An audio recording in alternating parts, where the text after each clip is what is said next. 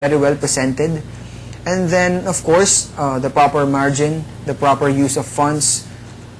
It's always good that we don't overuse a lot of funds in a certain report.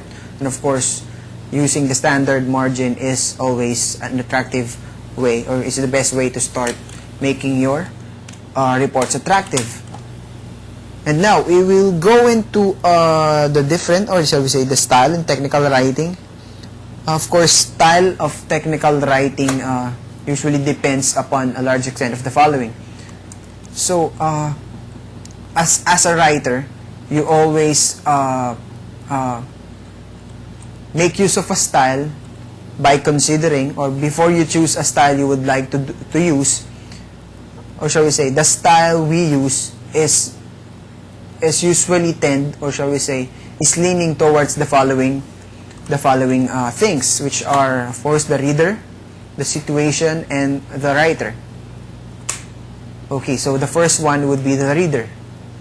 So, in writing, usually our style is affected by the intended reader. So each piece of an effective technical writing should be designed for a particular reader, group of readers.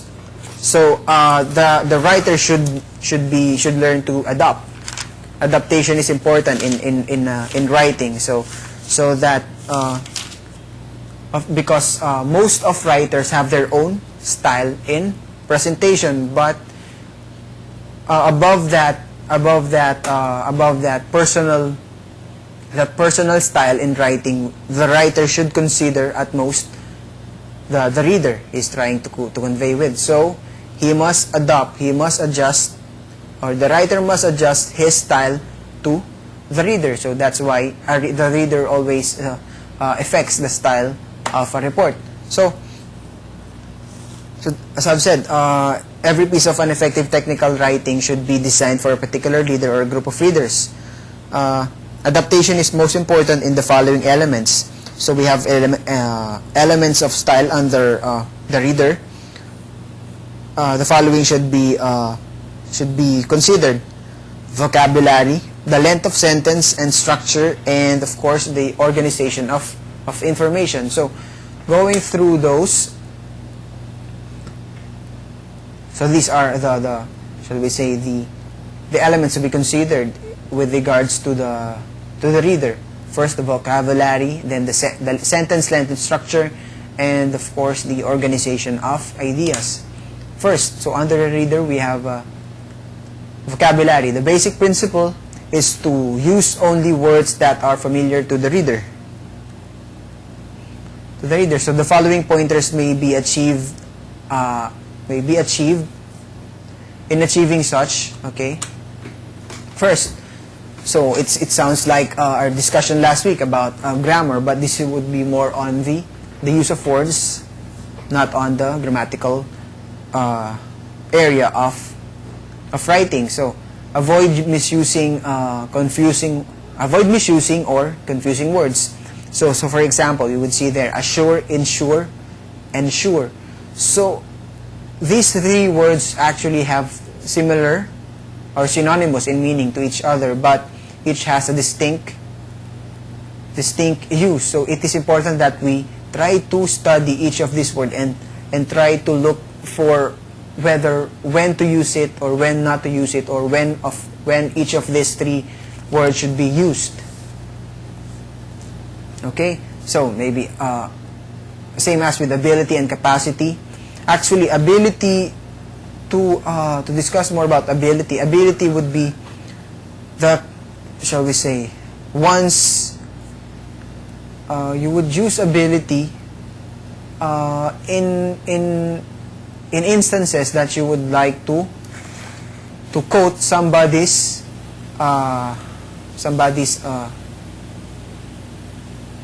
ability. So capacity would be more on the power to do it, but ability is more on the skill to do something, but capacity is somehow referring to the power or the authority to do something. So that's a capacity. So that's somehow more on of a Capacity is more of an adjective than an ability.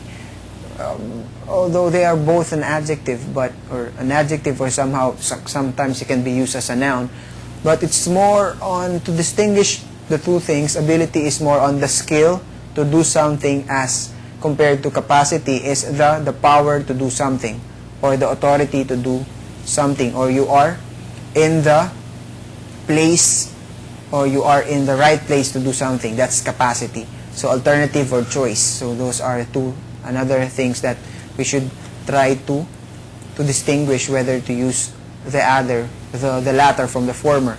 So next would be avoid unnecessary words, usual cases of redundancy. So unnecessary words, 2 a.m. in the morning, so no need to use in the morning, or shall we say it could be said 2 in the morning or 2 a.m. in the morning. Since it's a.m., it's already considered, it's automatic that it's in the morning, so no need to, so as I've said, the best way to say it is 2 a.m. or 2 in the morning. Spherical in shape, so no need to put in the word in shape, because saying the word spherical, it's already considered as a shape. So so we could say that the ball is spherical. No need to say the ball is spherical in shape, as it's already smooth. It's already automatic. So make a purchase. So actually we could eliminate the word make or shall we make a purchase, or the word purchase itself is an active verb. So no need to use the word make in completing that thought. So another thing would be avoid jargon. Though since we are talking about the reader, since going back, we consider our readers as intelligent but uninformed, but we should avoid jargon, because not all know jargon terms or technical terms, since jargons are defined as words which are familiar to a group of persons of a certain profession or of a certain field. For example, most of you are IT students, so you are in some way familiar with IT terms.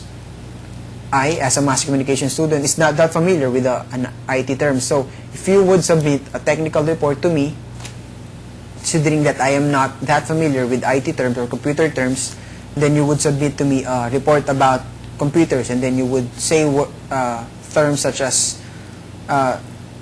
terms that are unfamiliar to me. Then that would be putting a burden on your reader, since they cannot understand your report. Then the report would be considered worthless, because the information was not conveyed. So there you go. So some terms here to look in are these terms: remittance, payment. So instead of using remittance, why not use payment? It's an easier way to convey a thing. Then initiate, begin. Authentic, through, attest, show, or prove. So instead of using those shall we say hard English, or shall we say Old English, we should use these simple non-jargon words. Of course, use simple and familiar words. We'll see their compensation, instead of compensation, pay, component or parts, conflagration. Of course, why put yourself in a hard time of using such words, conflagration, if you could use fire. Elated, honored, erroneous. Why use erroneous if you could use wrong? Catastrophe, misfortune. So usually uncommon words, you would see compensation, pay. So why put a hard on yourself that using long words such as these uncommon words, when you could use shorter terms, yet it's simple and familiar to the reader. Okay, so the next under the reader, the next thing that we have to consider is the sentence length and structure. As a rule, use only natural order, simple structure, and short sentences. I'm sorry if I think I'm going too fast on this one.